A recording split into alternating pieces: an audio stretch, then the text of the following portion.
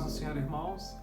Estamos aqui retornando a falar sobre o fruto do Espírito e o aspecto que nós queremos abordar hoje é a mansidão, é o penúltimo aspecto. A mansidão é uma característica que é contrária, é o contrário, é o oposto à violência ou à ira. A mansidão, ela parte desse princípio, ela é o oposto à violência ou à ira. E essa característica ela é uma virtude importante porque ela é realçada na Bíblia como sendo uma essência no caráter de Cristo. Veja que Ele mesmo nos convida a todos quantos estiverem cansados, sobrecarregados, a ir até Ele, aprender dele, porque Ele diz assim, olha, tomai sobre vós o meu jugo e aprendei de mim, porque eu sou manso e humilde de coração, e acharei descanso para as vossas almas. A mansidão é ao mesmo tempo uma atitude que manifesta como fruto, uma bênção para quem está perto da gente, quando nós agimos com mansidão, como ela também nos traz de volta esta bênção que o Senhor fala. Nós acabamos achando descanso. Ao contrário, quando somos irados, quando somos violentos nas nossas palavras, nas nossas respostas, nas nossas reações, nós sofremos muito. Então a palavra de Deus está nos dizendo que a mansidão, ela nos tem essa característica de trazer para nós descanso para as nossas almas. Então a mansidão é um elemento essencial na nossa vida. Ela é desempenhada um papel importante em várias áreas da nossa vida. Por exemplo, na aprendizagem. Veja que a palavra de Deus nos diz em Tiago 1:21, despojando-vos de toda impureza e acúmulo de maldade, acolhei com mansidão a palavra em vós implantada, a qual é poderosa para salvar as vossas almas. Muitas pessoas, quando são ensinadas, elas colocam uma atitude de resistência, de responder, de retrucar, sabe? E de resistir à palavra, ao ensinamento. Mas não é isso que a Bíblia está nos mostrando aqui. Temos que ter uma atitude de mansidão para acolher a palavra, porque essa palavra é poderosa para salvar as nossas almas. Receba a palavra do Senhor com uma atitude de mansidão, de acolhimento. Veja que também a mansidão ela é importante para enfrentar a oposição. O caráter manso é aquele caráter que tem condição de enfrentar oposições.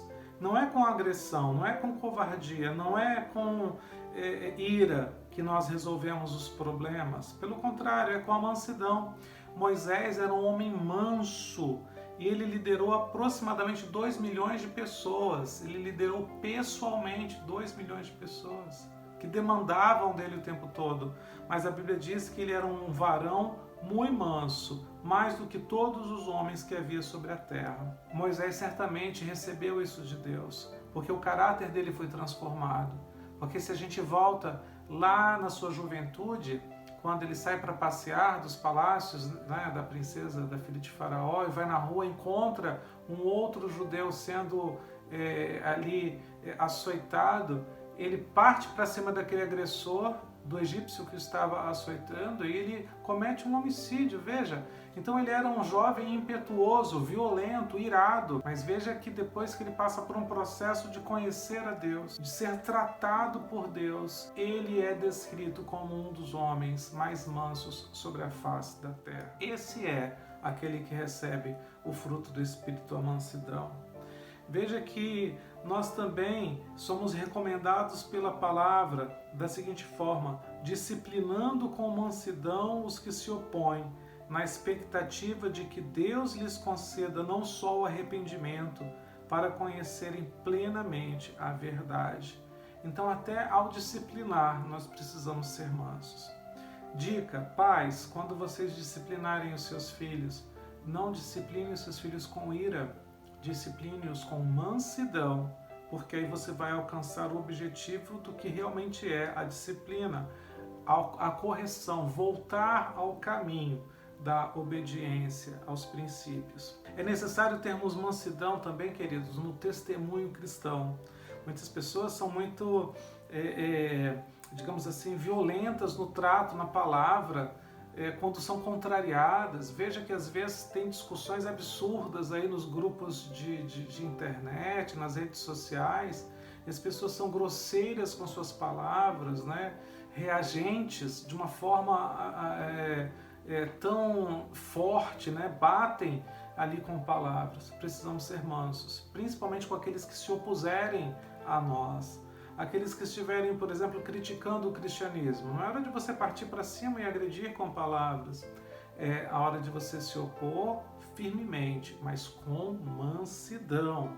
Veja que a palavra de Deus nos diz assim: antes, santificai a Cristo como Senhor em nossos corações, vossos corações, estando sempre preparados para responder a todos que vos pedir razão da esperança que é em vós, fazendo-o todavia com mansidão e temor, com boa consciência, de modo que naquilo que falam contra vós outros fiquem envergonhados os que difamam o vosso bom procedimento em Cristo. Também no nosso procedimento dia a dia, é uma virtude que deve acompanhar o nosso trato com as outras pessoas, o nosso modo de viver. Sabe, a Bíblia nos faz uma pergunta: quem dentre vós é sábio e entendido? Mostre isso em mansidão, de sabedoria, mediante condigno proceder em suas obras. Então o manso, ele vai ser visto, ele vai ser notado na sociedade, nos seus relacionamentos, sabe? E nós precisamos muito, porque hoje vemos dias tão violentos, que às vezes discussões bobas no trânsito levam à morte de pessoas. Veja que Provérbios 15:1 nos diz: a resposta branda, ela desvia o furor, mas a palavra dura suscita a ira. Então seja manso nas suas palavras, seja manso no seu procedimento, seja manso nas suas atitudes. Você vai estar ganhando. O mundo pensa que isso é como se fosse uma covardia, é como se fosse se esconder. Não, não, não. Isso não é uma fraqueza. Ser manso é ser forte, porque a palavra do Senhor nos fala que a palavra branda desvia o furor, a palavra mansa desvia o furor. E uma dica prática para você: a mansidão é fruto do Espírito, viu? Mas ela tem que ser cultivada no nosso coração dia após dia. Porque o nosso ímpeto é irar, o nosso ímpeto é responder da mesma medida, é não oferecer a outra face, e sim bater na face de quem nos bateu. Mas nós temos que sermos firmes na decisão de seguir a Cristo, tomar sobre nós o seu jugo, o jugo dele, e assim sermos mansos como ele também é manso, de coração, de espírito. Temos que tomar a nossa cruz. É um exercício diário de humilhar-se diante de Deus, para que nós possamos assim sermos abençoados. E veja que em ser manso há uma bem-aventurança. São bem-aventurados os mansos, porque eles herdarão a terra.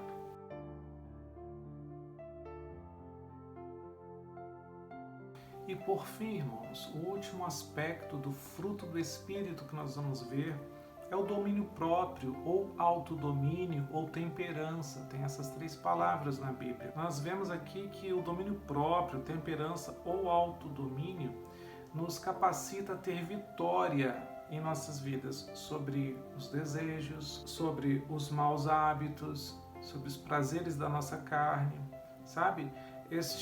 Esta característica do fruto do Espírito nos habilita, nos fortalece. Aquela parte que a palavra de Deus chama de o homem espiritual, que o nosso espírito, na verdade, ele milita contra os desejos da nossa carne. E nesta guerra, aquele que estiver buscando ao Senhor, estiver sendo cheio do domínio próprio, da temperança, ele conseguirá vitória nesta guerra. Nós vemos aqui que a palavra de Deus orienta até mesmo para que os líderes da igreja, os bispos, os presbíteros, até os diáconos também, eles observem e sejam observados para que sejam pessoas que tenham domínio de si. Veja que Paulo recomenda a Tito essa questão, dizendo: antes, seja hospitaleiro, amigo do bem, sóbrio, justo, piedoso, que tenha domínio de si. Porque uma pessoa que não tem domínio de si, ela vai ser levada por por seus pensamentos, pelo desejo do seu coração, e sabemos que os nossos pensamentos, na maior parte das vezes, não são os pensamentos de Deus. Os pensamentos de Deus são muito mais elevados. Então nós precisamos de ter esse domínio próprio, termos esse domínio de si. O domínio próprio, como já dissemos, ele nos auxilia na vitória contra o pecado. Romanos 6,14 nos diz: porque o pecado não terá domínio sobre vós, pois não estáis debaixo da lei, e sim da graça. O homem que é revestido pelo Senhor, o homem que busca a presença do Senhor, que está se alimentando da palavra do Senhor, ele crescerá no fruto do Espírito. Então o domínio próprio será sobre a sua vida uma força nesta guerra, e o pecado não terá o domínio sobre ele, porque ele tem o domínio próprio, a temperança do fruto do Espírito de Deus em sua vida. E uma dica prática: como saber se eu tenho domínio próprio? Eu vou te dizer duas coisas aqui. O domínio próprio ele é essencial e ele é provado numa das coisas mais difíceis, um aspecto dos mais difíceis da nossa vida. Sabe qual é? É o domínio da nossa própria língua. Você já percebeu que muitas pessoas dizem assim: bom, fulana é evangélico, mas tem uma língua de trapo. Por quê? Porque faz fofoca, porque critica, porque é maldizente, porque gosta de colocar, não é, aquela pulguinha atrás da orelha dos outros, gosta de dissimular contendas. E a palavra de Deus fala que Deus detesta a pessoa que está semeando contendas. Então, aquela pessoa que consegue refrear a própria língua, essa é uma prova prática, incontestável, de que está tendo domínio próprio em sua vida. Tiago nos fala, em sua epístola, que a língua é um dos órgãos menores do nosso corpo, mas um dos mais difíceis e mais perigosos. Ele compara a língua como o leme de um navio. O leme é uma peça pequena relativa à enorme estrutura de um navio, mas é ele quem dá direção a todo o navio. Compara a uma pequena fagulha que pode colocar em fogo, em brasas, e incendiar toda uma floresta, toda uma cidade. Então nós vemos aí o perigo realmente da nossa própria língua.